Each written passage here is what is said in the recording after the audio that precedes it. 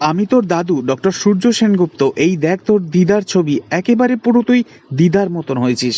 হ্যাঁ বন্ধুরা, অবশেষে সুদীপাকে দেখতে পেয়ে সমস্ত কথা এবার জানিয়ে দিল সূর্য, আর নিজের হারিয়ে যাওয়া পরিবারকে খুঁজে পেল সুদীপা। হ্যাঁ বন্ধুরা, আগামী আপডেটে আমরা দেখতে পাবো মন্দিরে গিয়ে ভগবানের সামনে দাঁড়িয়ে সুদীপা আরতি করতে থাকে আর মনে মনে বলতে থাকে, মা, আমি যেন ডাক্তারির পরীক্ষায় ভালো রেজাল্ট করে একজন ভালো ডক্টর হতে পারি, মানুষের সেবা করতে পারি। আর তখনই সেখানে আদিত্য চলে আসে, আর আদিত্য বলে, চলুন সুদীপা, আমাদের দেরি হয়ে যাচ্ছে, আমাদের বাড়ি ফিরতে হবে। এই বলেই মন্দির থেকে চলে যেতে গেলে মন্দিরের বাইরে বসে থাকা ভিক্ষুকদের মধ্যে থেকে একজন দীপা বলে জোরে চিৎকার দিয়ে আদিত্যর পথ রুখে দাঁড়ায়, আর পকেট থেকে দীপার ছবি বার করে সে বলে ওঠে, আমি তোর দাদু ডক্টর সূর্য সেনগুপ্ত। এই দেখ তোর দিদার ছবি, তুই দেখতে একেবারে পুরো তোর দিদার মতনই হয়েছিস।